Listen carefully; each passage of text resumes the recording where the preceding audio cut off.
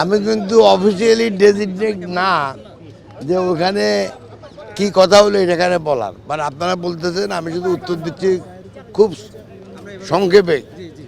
একটা হলো আমাদের ম্যানিফেস্টোতে একটা জিনিস আছে, আপনি দেখছেন যে বৃক্ষরোপণ প্রতি বছর 5 কোটি বৃক্ষরোপণ করা।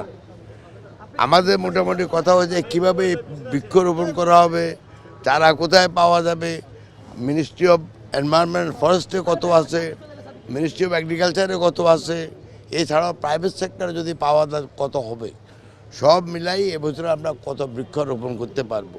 তবে টার্গেট আমাদের 5 কোটি বৃক্ষরোপণ করার প্রতি বছর।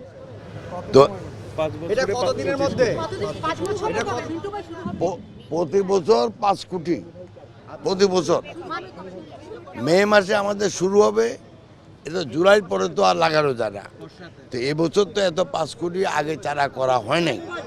এখন আমরা আমাদের যে 3টা ডিপার্টমেন্ট যেখানে যেখানে চারা পাওয়া যায়, আমাদের এগ্রিকালচার ডিপার্টমেন্টের কিছু আছে, আমাদের এনভায়রনমেন্টের ফরেস্টের কিছু আছে, আরেকটা কোথায় যদি আছে, আর প্রাইভেট সেক্টরও আছে নার্সারিগুলোতে।